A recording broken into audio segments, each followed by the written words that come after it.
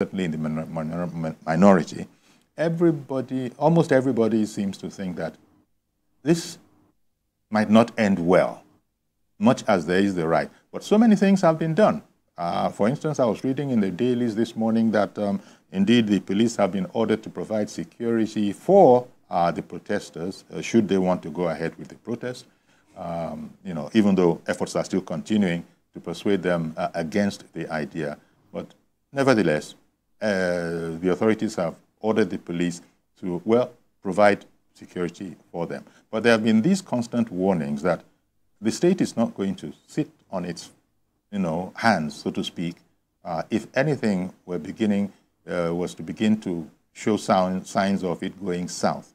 The most important thing is integrity, the integrity of the country, the peace, and the security. And just about everybody, especially the police, the presidency, as the president has been saying that it is your right, but please, there's no reason for it anymore. The Minister of Information put out yesterday that so many things are being done.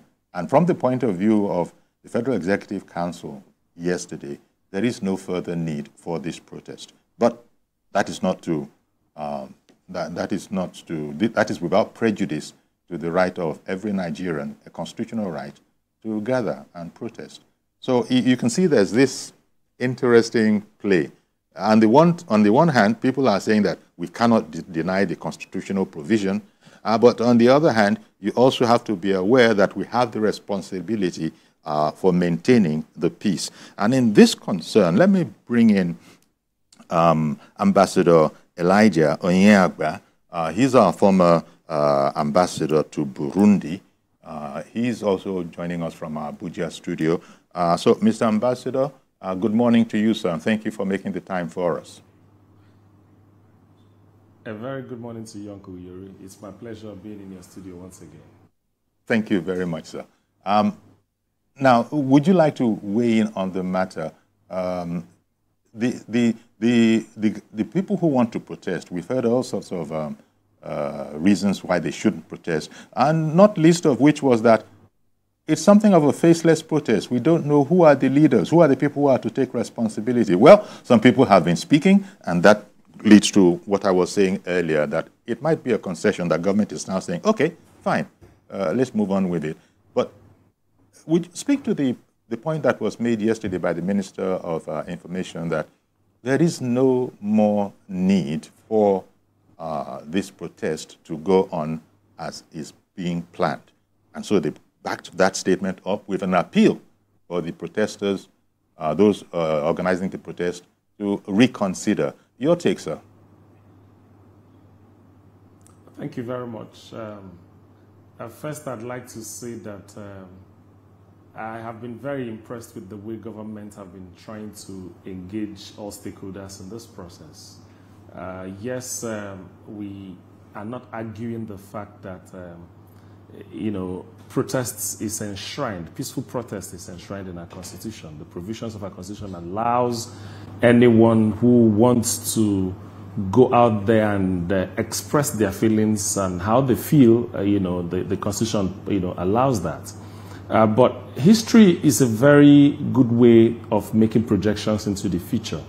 And to that extent, I think that it's important for Nigerians to look at history and then, on the basis of what had always happened in the past, make projection in terms of what needs to be done. Yes, there's no argument about the fact that people are hungry. I agree. Yes, there's no argument about the fact that quite a lot of people are complaining about the high cost of living in the country. There's no argument. Nobody will argue that. But the question is, what is the way out? Because sometimes it's important to understand the root cause of issues. And it's important that we also separate politics from governance. Sometimes what you find is that, people carry political agitation, or people carry dissatisfaction that they have obtained from the political exercise, and then they actually bring it into governance-related issues. And I ask the question, for those that are, following the protest on a political ground, if your candidate won the elections, for example, what would have changed? Would there have been a magic wand somewhere that someone would just wave and all of a sudden things will start, the hardship will end? If even who you wanted to be president is president today, is there any magic that the person has that they can actually do, and then cost of living will suddenly drop, and all of these issues? And, so to that extent, I think it's important for the people of this country, the leaders and the led as well, alike, to sit down and find a way forward.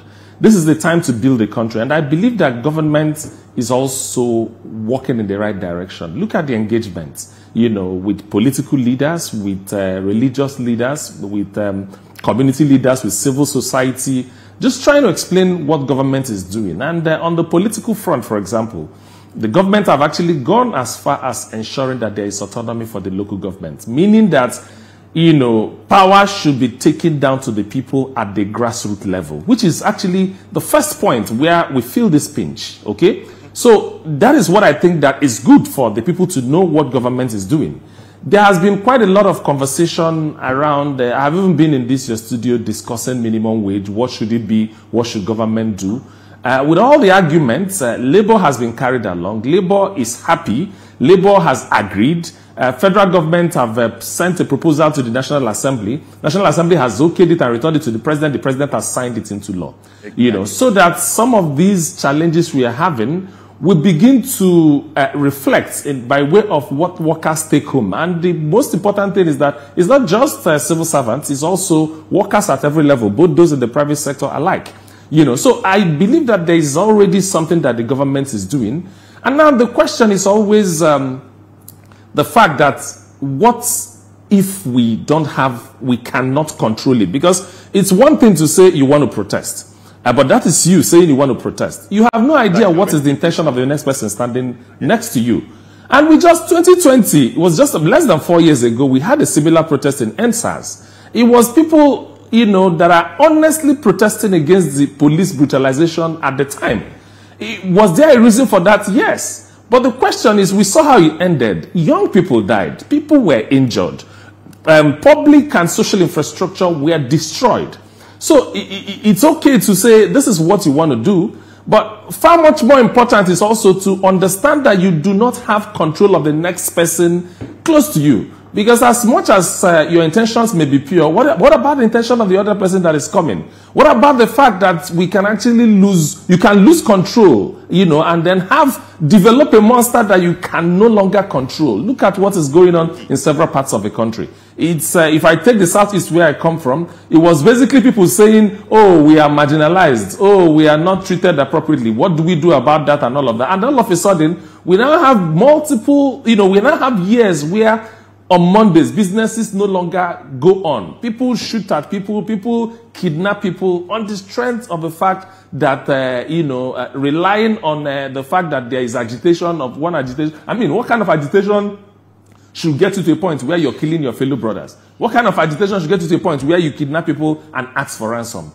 So the point is, if we have an idea what has happened in the past, then it makes it easier for us to come together and agree on what is the best way forward. Labour did protest, government engaged Labour, and they found a solution. So anybody that wants to protest, irrespective of your intention, yes, the Constitution allows you to do that, but also know that there may also be unintended consequences that can come up as a result of that. So that's why it's always very easy to ask people to sit back and find a way to balance. And government, as far as I'm concerned, is open and is willing to negotiate. So why can't we continue with the dialogue?